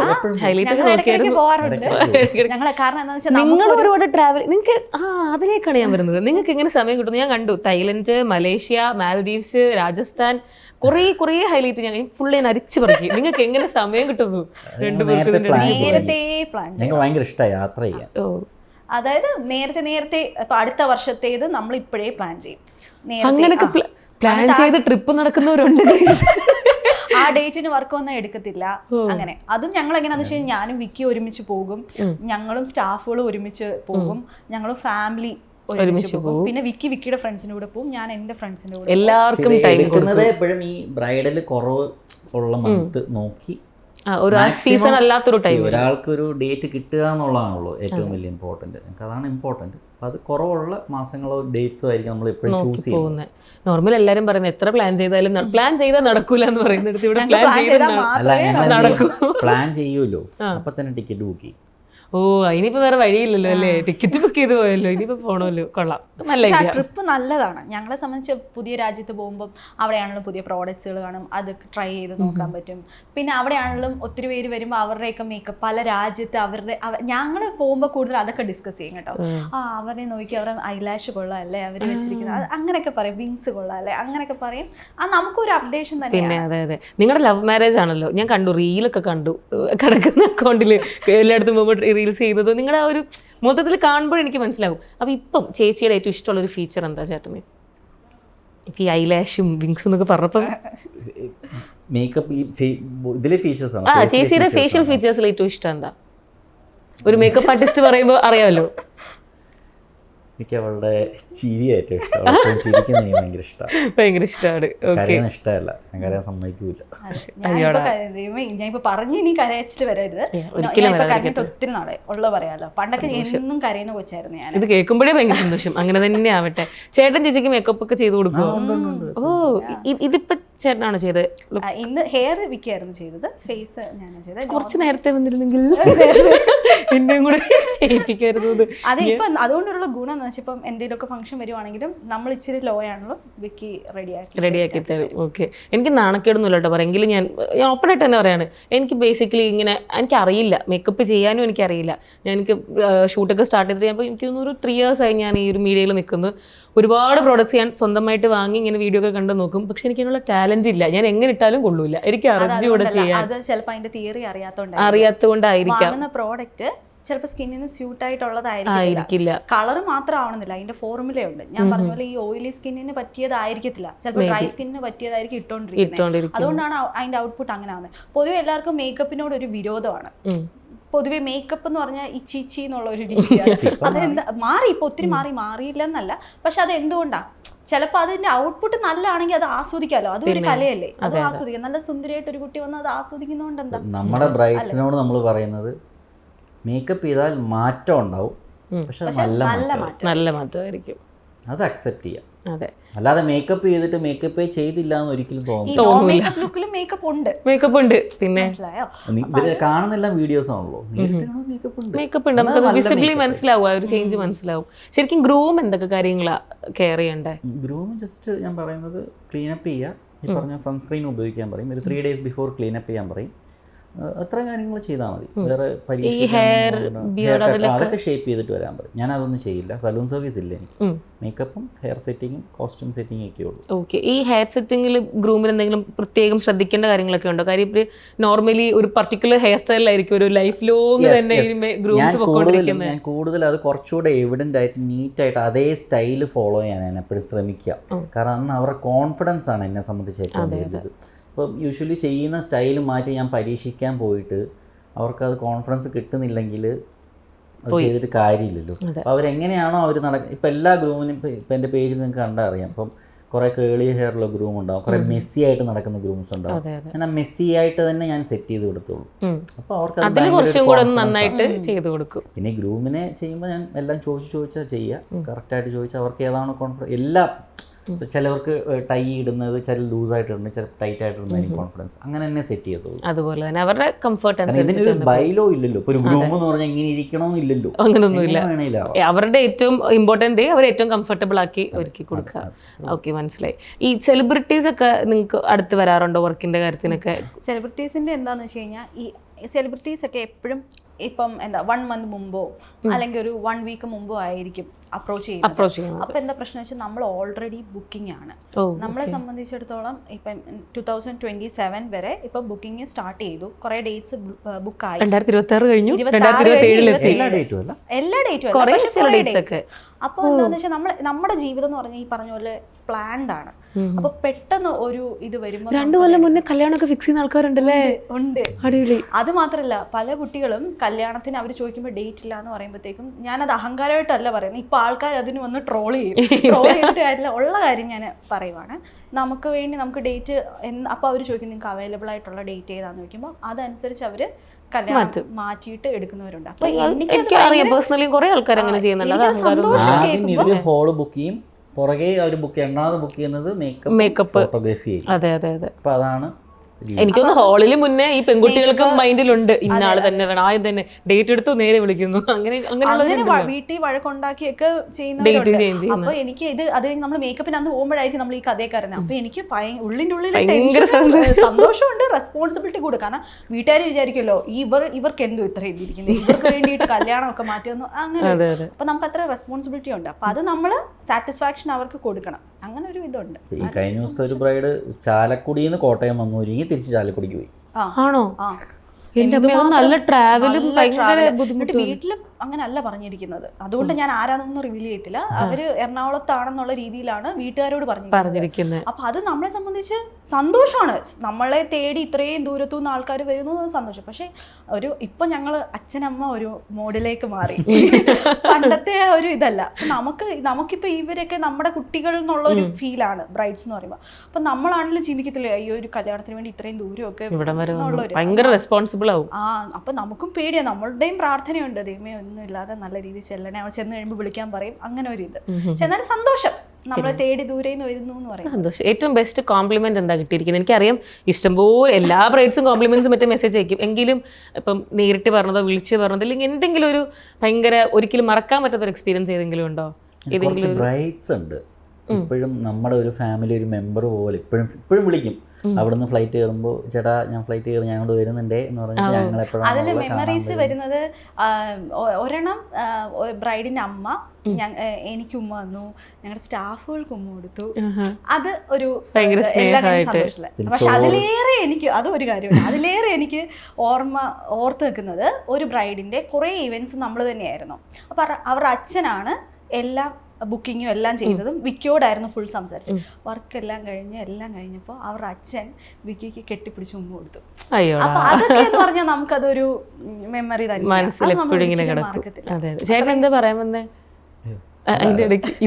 അല്ലല്ല ഈ പാരന്റ്സ് വരുമ്പോൾ ഫുഡ് ബ്രേക്ക്ഫാസ്റ്റ് കൊണ്ടുവരുമല്ലോ.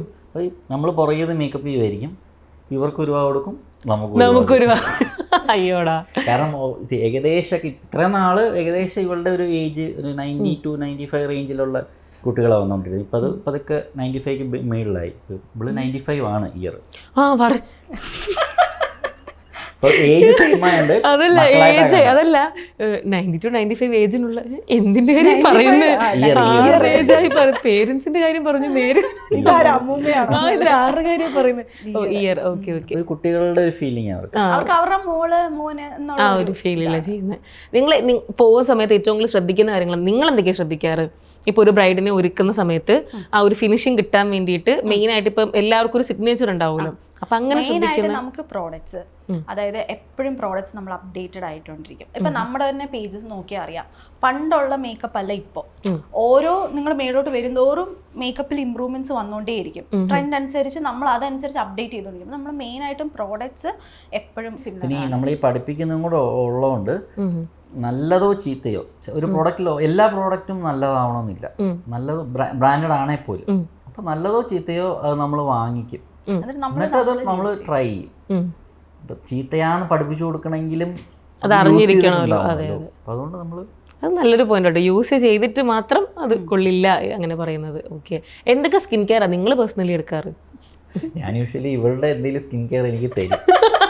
ഇവള് മേടിച്ച് പരാജയപ്പെടുമല്ലോ, അപ്പൊ ഇത് പറയും ഇത് നല്ലതാണ്, അത് ദൈവസഹായിച്ച് ഇവള് തരുമ്പോ എനിക്കത് വർക്കൗട്ട് ആവുന്നു. അങ്ങനെ തന്നെ പറഞ്ഞാണ് തരുന്നത്, ഇത് സൂപ്പർ ആണെന്ന് തരുന്നത്. ഞാൻ വിക്കിയോട് പറയും, വിക്കി ഒരു പുതിയ ഐറ്റം വന്നിട്ടുണ്ട്, സൂപ്പറാ. രണ്ടുപേരും ഒന്നെങ്കിൽ ഇവള് പരാജയപ്പെട്ടായിരിക്കും, ഇവളുടെ ടേബിളിൽ സ്ഥലം ഉണ്ടാവില്ല, അപ്പൊ അത് എനിക്ക് എടുത്ത് തരും, ഞാൻ എന്റെ ടേബിളിൽ കൊണ്ടുപോകും. ഒരു സ്കിൻ കെയർ റൊട്ടീൻ എന്താണ് ചേച്ചിയുടെ? ആക്ച്വലി പറയട്ടെ, സത്യസന്ധമായിട്ട് പറഞ്ഞു കഴിഞ്ഞാൽ സ്കിൻ കെയർ ഇല്ല. ഞാൻ മറ്റേ ക്യൂരിയസ് ആയിട്ട് കേൾക്കാൻ വരുമായിരുന്നു രാവിലെ ഞാൻ എണീറ്റ്.